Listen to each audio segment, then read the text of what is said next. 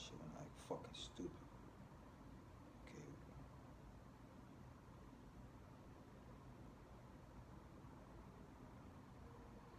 All right, hey, Shalom Israel.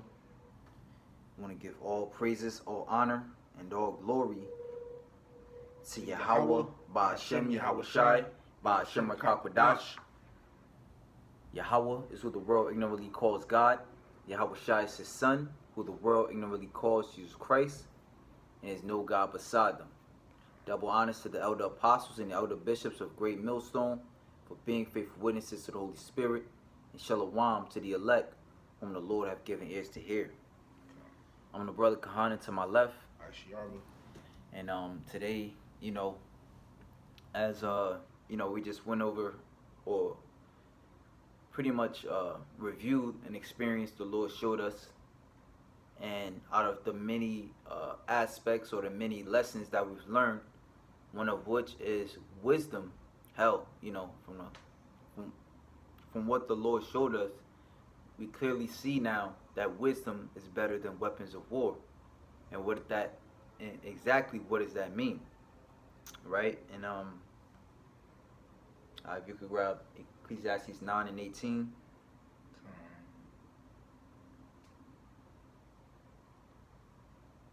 This is the book of Ecclesiastes, chapter 9 and verse 18. Wisdom is better than weapons of war, but one sinner destroyeth much good. Right. And that's a fact, to where you must understand when you are behind enemy lines, and essentially, as brothers always say, you got to take the low. All right? Because if, the flesh get the best of you, that can be the last situation you find yourself in. Right. Again, you got to know when you're behind enemy lines, and you got to know, as they say, when to hold them and when to fold them. All right? And essentially let Yahweh Ba'ashem Yahweh Shai vindicate you. Right. Because in the flesh, even though you're right, you could be wrong. Or even though, you might have a righteous point, a right point, all right, we're dealing with vipers out here, man. So as Yahweh Shai even said, we have to move as wise as serpents in the midst of serpents. A lot of things, especially like maybe on a job or whatever have you, a lot of things, is made, like let's say, brother work amongst Esau, and you know how they are not outwardly racist and demonic, but it's mental with them. So if you are a guy that, can't hold your composure and you flip out, you're looking like the demon. But you see, as we just read, wisdom is better than weapons of war. Wisdom is better than getting loud. Wisdom is better than, getting into a fight. All right? With wisdom, you can outsmart your opponent, and therefore you don't get touched. And in all actuality, or in we know that the Lord, as the scriptures say in Proverbs 15 and 3, the eyes of the Lord are in all, beholding the evil and the good. And the Lord is going to vindicate us. All right? Because he sees us, being, set aside. And that's one thing the Lord hates. He said a man of wisdom that's not set by. All right? But now we could jump over to, as a good point of reference, our forefather King David. You got it if you want to jump in and say anything. Oh yeah. To start off here real quick, it's not started, but let me add this in there as well. This is the book of Matthew, chapter 10, verse 16. Yahweh Shai commanded this: "Behold, I send you forth as sheep in the midst of wolves." Right. So we're sheep in the midst of wolves. These wolves is who? These 2/3. The rest of these wicked Israelites out here in the world. Because brothers ain't only located in America. Brothers are all around the world amongst these wicked Israelites. The heathens. Okay, so amongst these people, right? Be ye therefore wise as serpents and harmless as doves. You're supposed to be wise. That's how we as Hebrew Israelites are supposed to operate, you know? And as opposed, like the brother was pretty much getting to, the mention was that as opposed to, you know, really reacting off the flesh right away and getting loud or fighting back. Sometimes, you know, you got to use wisdom. You got to use wisdom in this thing. You got to take the lows, you know. Now you could fight back if, you know, somebody puts their hands on you, and that's, you know, different. You in the right, but, you know, really just use wisdom. If you can avoid a situation, avoid it, you know. But yeah. 1 Samuel chapter 21 verse 7. Now a certain man of the servants of Saul was there that day, detained before Yahweh, and his name was Doeg an Edomite, the chiefest of the herdmen that belongeth to Saul. All right, and let me keep going. And David said unto Ahimelech, and is there not here under thine hand spear or sword? For I have neither brought my sword, Salakia, because I'm also recording on my phone. Right, so this is that 1 Samuel's.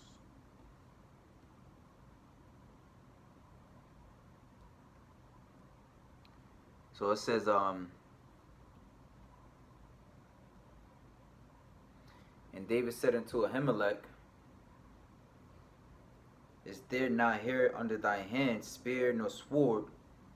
For I have neither brought my sword nor my weapons with me, because the king's business required haste. And the priest said, the sword of Goliath the Philistine, whom thou slewest in the valley of Elah, behold, it is here wrapped in a cloth behind the ephod. If thou wilt take it, for there is no other save that here. And David said, there is none like that, give it me. And David arose and fled that day for fear of Saul, and went to Achish, the king of Gath. And the servants of Achish said unto him, is not this David the son of the land? Did they not sing one to another of him in dances, saying, Saul hath slain thousands, and David is 10,000s? Salakia, I should have started a little bit up, right? Because we also wanted to show that, let me see. Well, I can read. All right, Khan.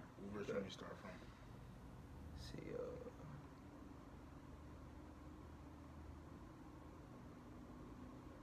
speaks about how David, he was without sword. Yeah, that was the verse. I'll start 2 verses. Okay, right, verse 8, right. Okay. This is 1 Samuel chapter 21. Yeah, 1 Samuel chapter 21, I'll reread it starting at verse 7. Now a certain man of the servants of Saul was there that day, detained before Yahweh, and his name was Doeg, an Edomite, the chiefest of the herdmen that belonged to Saul. And David said unto Ahimelech, and is there not here under thine hand spear or sword?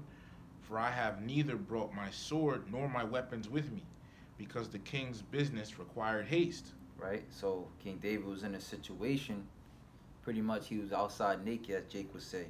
You know, he didn't have the tool on him. Yeah, he didn't have weapons of war on him. You know, right. He didn't have a physical defense. Verse 9, and the priest said, the sword of Goliath the Philistine, whom thou slewest in the valley of Elah, behold, it is here wrapped in a cloth behind the ephod. If thou wilt take that, take it. For there is no other save that here. And David said, there is none like that. Give it me. And David arose and fled that day for fear of Saul, and went to Achish, the king of Gath. And the servants of Achish said unto him, is not this David, the king of the land? Let me read verse 11. And the servants of Achish said unto him, is not this David, the king of the land? Did not they sing one to another of him in dances, saying, Saul hath slain his thousands, and David his 10,000s? And David laid up these words in his heart, and was sore afraid of Achish, the king of Gath. And he changed his behavior before them, and feigned himself mad in their hands, and scrabbled on the doors of the gate, and let his spittle fall down upon his beard. Then said Achish unto his servants, Lo, ye see the man is mad. Wherefore then have ye brought him to me? Have I need of madmen, that ye have brought this fellow to play the madman in my presence? Shall this fellow come into my house? Right? So that point stands where even David, you know, we all know he was a man of war, you know, he can take heads off, but, you know, being in his flesh, you know, he had times where he was afraid. It shows you at one, you know, that is at one point, but another point, you know, he understood that when behind enemy lines, sometimes you gotta play possum, as they say, right? To where he utilized wisdom to get out of the situation. Now, you got to know him as the king. If he had that pride, you know, he could have been like, man, fuck that. I ain't, you know what I'm saying? I'm not humbling myself to this heathen, right? You know, and got himself captured, killed, or whatever. You know, but he humbled himself just so he can fight another day, as the saying goes. You know? Because that's what it is. It's to continue on, all right, with Yahweh Ba'ashem Yahweh Shai. And you could liken it into a situation where, you know, you might, you know, potentially get into a fight or whatever the case may be. It could lead further on to you getting arrested, getting killed, getting hurt, all right, not being able to go back home to your loved ones, and also not being able, because if you're arrested, you can't. How you gonna preach the word? Right. How you gonna go out there in the highways and hedges? Right. And this king, Achish, he was a Philistine, right? A Hamite, right? Mm-hmm. You know, so, and then it said, and the servants of Achish said unto him in verse 11, Is not this David the king of the land? Did not they sing one to another of him in dances, saying, Saul slain his thousands and David his 10,000s?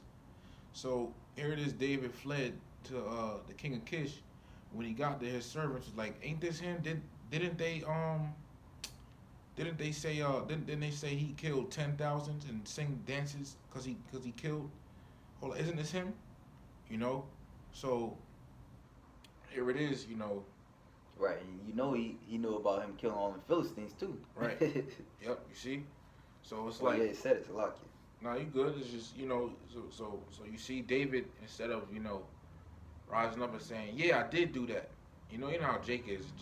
David's a Judite. You know, what if you say, yeah, you know, I did do that. You know, and the Lord was with me. Now what? You know, but pretty much, in a sense, he humbled himself and just acted crazy. Which is, you know, it's a show of wisdom. Mm-hmm. You know, because what if, like the elder brother Maya Ka'ala said, pretty much, what if he, you know, I said, after that, I'm King David, you know, and they had killed him right there, then that would have been the end of his story. It would have been in 1 Samuel 22, etc.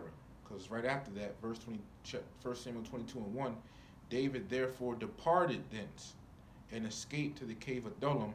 And when his brethren and all his father's house heard it, they went down thither to him. So he escaped. This is Psalms 144, verse 10. It is he that giveth salvation unto kings. Let me start at verse 9. I will sing a new song unto thee, O God. Upon a psaltery and an instrument of 10 strings will I sing praises unto thee. It is he that giveth salvation unto kings, who delivereth David his servant from the hurtful sword.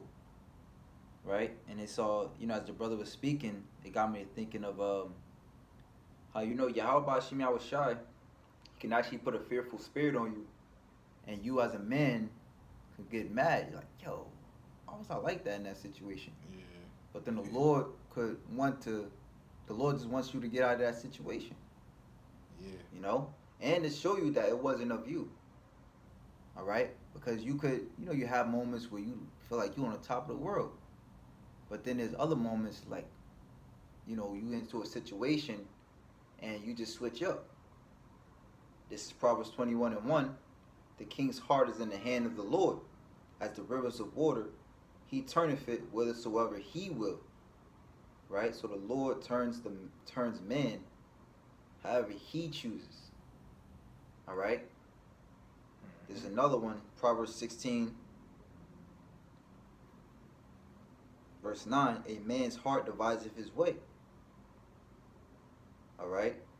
Again, you could, be into this sport, that sport, this combat sport. But really, it's Yahweh Shem Yahushai, who gets the praise at the end of the day. Right? Because he can activate or deactivate that warrior spirit. All right? Or a warrior spirit. Because not every brother has, not every brother has that warrior spirit. But the Lord directed his steps. Right? And again, it's all praises to Yahweh Ba'ashem Yahushua, because he gets the praise.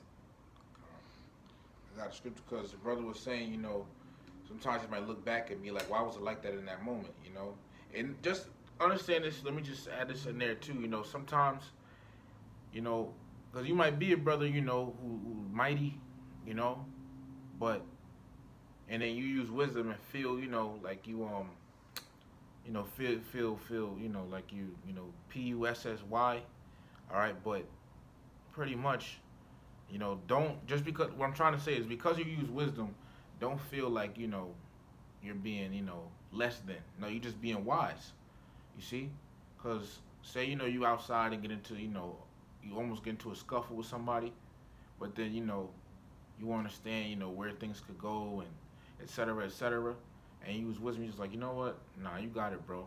Because scriptures say a soft answer turneth away wrath. So it's not that you, being weak or scared. You pretty much, just use the wisdom to get out the way. Doesn't make you any less mighty. Because, and here's the thing too, also with King David, right? The Lord is, you gotta understand, the Lord, like the brother said, the Lord might want you to leave a situation. All right? But the Lord is also a balanced power. Because here this King David did that, but then, he scrabbled on the doors, Mm-hmm. But let me read this. It's the book of Psalms, chapter 18, starting at verse 32. It is the Most High that girdeth me with strength and maketh my way perfect. He maketh my feet like hinds' feet and setteth me upon my high places. He teacheth my hands to war, so that a bow of steel is broken by mine arms. Thou hast also given me the shield of thy salvation, and thy right hand hath holden me up, and thy gentleness hath made me great. Thou hast enlarged my steps under me, that my feet did not slip. I have pursued mine enemies and overtaken them. Neither did I turn again till they were consumed. You get the point. King David had, moments where he did, do some stuff. Now I'm not telling brothers, to go out here and just start beating up people, but I'm just saying, we look at these old accounts and stuff like that, pretty much the Lord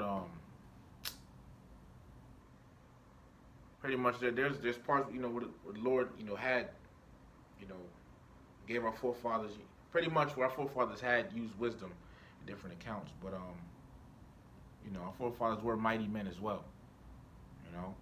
Just because they used wisdom don't make them no less mighty. You see? Exactly. And if brothers that do the martial arts, or I'm speaking specifically on martial arts, because I used to do it when I was younger. Oftentimes, my teachers, they would always say, if you could avoid a situation and run. Now the brother said, person put his hands on you, then you got to defend yourself. However, you could walk away from a situation, do that. All right? Because nobody's more powerful than a gun. This is Sirach chapter 10, verse 2. Ecclesiastes. It says,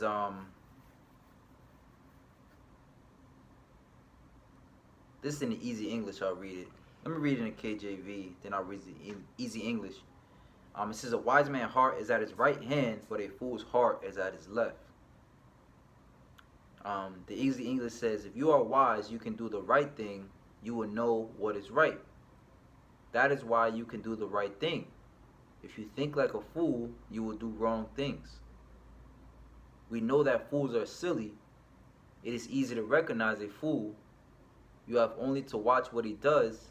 Then you will see that he is a fool. And like they say, it's many, in so many words, there's many fools in jail and there's many fools in prison. Right? I remember this episode in $1,000,000 Worth of Game. I mean, it was pretty much how, you know, a 5 second altercation can land you 20 minutes and 20 years in jail,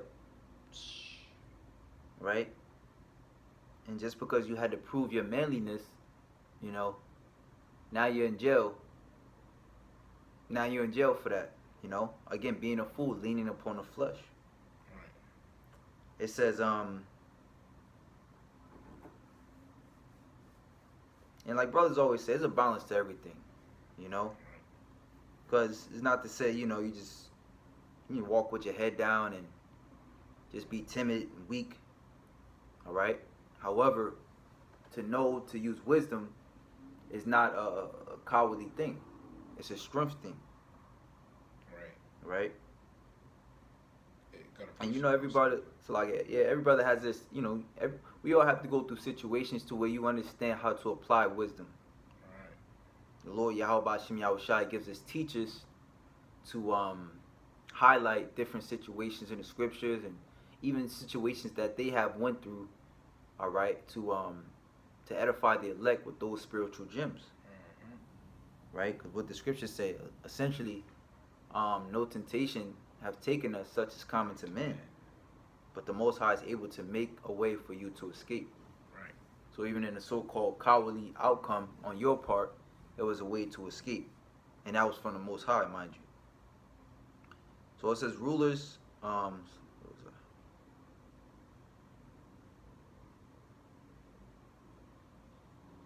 was another part I wanted to get.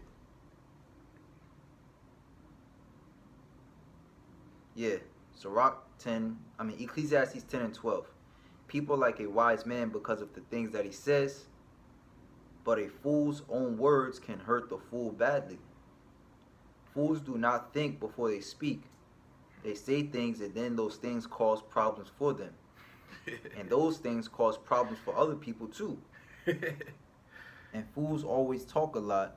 They talk about things that may happen, but none of us really know what future things will be like. What's that verse above it?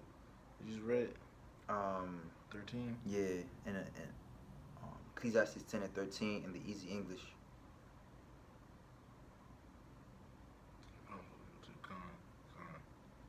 I got a precept. Yeah, you got it. This is Psalms chapter 144 and verse 1.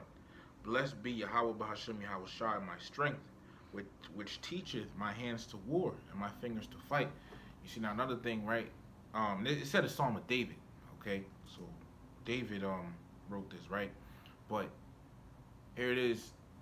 David said the Lord pretty much teaching his fingers to fight. Now, once again, there's nothing wrong, there's nothing wrong with going, learning some martial arts, I mean, as a man, you should, want to learn how to defend yourself, okay?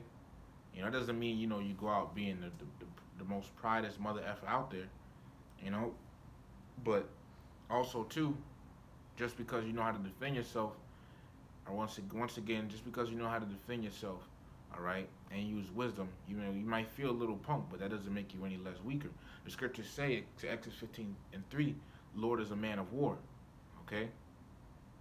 And I believe Abraham, I forget if his name was changed to Abram by then, or Abraham, or it was Abraham by then, but Abraham pretty much trained his house to war, how to fight and everything like that,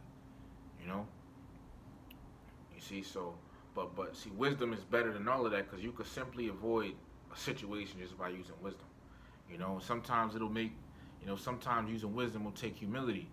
You get pulled over by the cops for it could be for they could just be on some BS. A demon could be on them, and then the cops pull you over, and then you in the right or whatever, and the police just give you a ticket. Just take the ticket. It's better that than you losing your life and going back to the spirit world now. You see, or somebody says something to you, outside or something like that. My opinion is, my good word of advice that was told me pretty much, if they don't put their hands on you, then just try to ignore it. Yeah. They say sometimes I seen this quote. It was like, you don't necessarily have to kill a person with kindness. You just have to kill them with silence. Right. You know, but like they say, it's probably in the scriptures too. But pretty much if two fools is arguing, you know, a person from a distance can't tell who's the fool. You know, so Right. you just let a fool, you know, see what he says, man. Right. Word? Oh, hi. Okay, okay.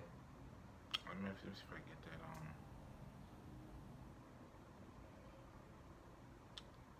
Cause I know I know it's got to be in Proverbs, right? But Oh, about the what I was just saying, or you said something else? a man arguing with a fool, can't tell which one is the fool. Yeah, something. I know. I know it's in Proverbs. I just can't remember where. Let me get this. Read this real quick. This is Proverbs chapter 15, verse 1. A soft answer turneth away wrath, but grievous words stir up anger. Now, a precept. Oh, you talking about answering not a fool according to his folly, lest thou be like him? That's Yeah, what I'm thinking about. something like that. Kind of, it's something like that. Now, I'm going to get a precept to what I just read. Sirach 28 and 12. If thou blow the spark, it shall burn. Right? And you look at fire, right? I've seen one who held fire, and in order to make a fire, he had to like physically blow into the fire to make it, more, to make it increase more, right? It says, if thou spit upon it, it shall be quenched, right? And if you spit upon, a fire, it'll go out. You see what I'm saying? You even see people sometimes, like in the cartoons, they might like lick their fingers or something and then put the candle out like that, But it says, and both these come out of thy mouth, and that's how you. The scriptures is poetic, man, because one, though that physical description, that both of those do come out of your mouth, whether you blow or whether you spit, that does come out of your mouth, but in a spiritual sense, using wisdom, pretty much you can either pretty much if you have an altercation with somebody, you increase, fighting words or whatever, sound like you're gonna fight. That's the spark starting to burn and increase and inflame. But if you just like what now, just back off or whatever, or give them a soft answer, which also comes out of your mouth, that's you spitting upon the fire and quenching it. You gotta learn how to take the humble route sometimes. Yep. But it's all still using wisdom, see? And because look at Yahweh Shai. Yahweh Shai, he was brought before he was being captured. He said, think it's not thou presently I can call 12 legions of angels, roughly paraphrasing, to come deliver him from the Romans and the people that were, captured him. But he didn't. He didn't get carnal. You got a precept? Nah. I'm gonna get the one of Acts. Now this is another example, right, with Apostle Paul. Because Apostle Paul had used wisdom as well, right? Because he was given a speech, okay? And after his speech, I'll read it as I'm breaking it down. Unless you want to read it. Yeah, I'll read it for you. Is it Acts 22? 27. Wait, no, I think it is Acts 22. It's locked, yeah. Yeah, Acts 22 and starting at verse 22. Once again, this is the Apostle Paul. He gave a speech here, okay? It's going to start off with how the people reacted to his speech, just to get some backdrop. It says Acts 22 and 22, and they gave him audience unto this word, and then lifted up their voice, and said, away with such a fellow from the earth, for it is not fit that he should live. And as they cried out and cast off their clothes and threw dust in the air. So far, these people that Apostle Paul gave a speech to, they didn't want Apostle Paul to live. They pretty much wanted him dead, right? The chief captain commanded him to be brought into the castle and bade that he should be examined by scourging. that he might know wherefore they cried so against him. So now Apostle Paul is being brought into the castle to pretty much, be tortured and whatnot, you know. And as they bound him with thongs, Paul said unto the centurion that stood by, Is it lawful for you to scourge a man that is a Roman and uncondemned? Now I'm going to get this quick precept. This is the book of 2 Corinthians chapter 11 and verse 22. Are they Hebrews? So am I. Are they Israelites? So am I. Are they the seed of Abraham? So am I. Take back in them. Right? So here at one point he was boasting about being a Hebrew, and now, he had switched up. Why so? Why now? Right. Then the chief captain came and said unto him, Tell me, art thou a Roman? And he said, Yes. Also, I skip verse 26. When the centurion heard that, he went to told the chief captain, saying, Take heed what thou doest, for this man is a Roman. So he couldn't really do much with him because he's a Roman, a Roman citizen, right? Then the chief captain came and said unto him, Tell me, art thou a Roman? He said, Yes. So he admitted, or he pretty much confirmed to being a Roman. And the chief captain answered, With a great sum obtained I this freedom. And Paul said, But I was freeborn. I'm going to read that in NLT. I am too, the commander muttered, and it cost me plenty. Paul answered, But I am a citizen by birth. And straightway they departed from him, which should have examined him. And the chief captain also was afraid, after he knew that he was a Roman, and because he had bound him. On the morrow, because he would have known the certainty wherefore he was accused, other Jews he loosed him from his bands, and commanded the chief captains and all their council to appear, and brought Paul down and set him before them. So yeah, Apostle Paul, even though he's a Hebrew, even though he was a Hebrew Israelite of the tribe of Benjamin, he used wisdom right there and said he was a Roman, Roman citizen, having Roman citizenship. Now he wasn't going off. He was just using wisdom by doing that. You see, but once again, like we were talking about before, where's Apostle Paul? Not fighting back. Where's Apostle Paul? Where does it stay Apostle Paul getting tough and fighting back at? Why did he start cussing everybody out? Why? Nah, get the fuck off me. Why you dragging me away? I'm speaking the truth. Why you da da da da da da? See, but he used wisdom. Why did he draw out a weapon of war and start trying to start a ruckus? You see, a lot of these 2/3 niggas in the world, that happened to them, they would do something like that. They want to crash out on everybody. You see, imagine that, a 2/3 nigga trying to give a speech in front of everybody, and everybody say, Nah, get him out of here. He need to die. And now everybody in an uproar, somebody dragging him away. He going out swinging. You see, but Apostle Paul, he used wisdom, man.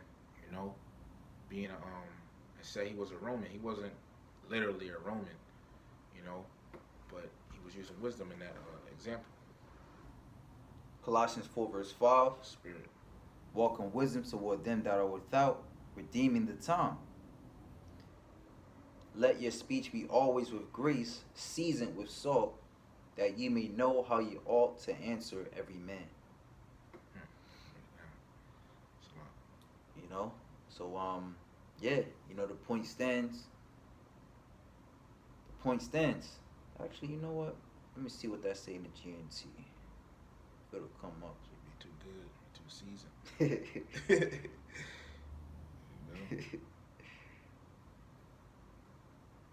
Yeah, wisdom, man, will get you through a lot.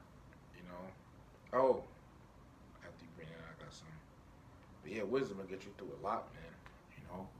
Instead of you just bucking them. Now, once again, if somebody touches you, then that's a whole different story. But if they don't, just try your best to just avoid it. Because what can they really do if you walk away from a situation or you're humble about it? What can they really do? They have nothing to. They have no energy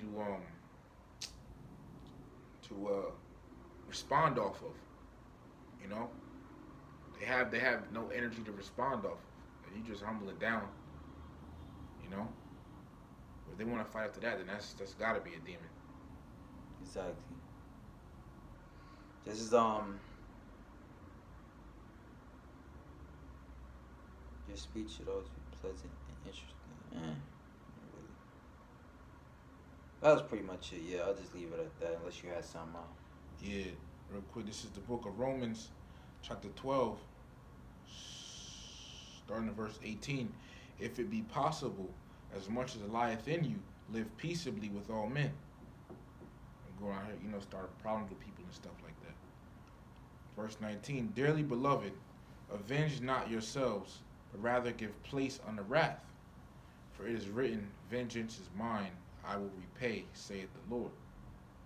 You see, so, the Lord is going to, somebody messing with you, the Lord, you man of the Lord, all right, the Lord going to get him back. You may not see it. You may not see it, but Lord don't lie.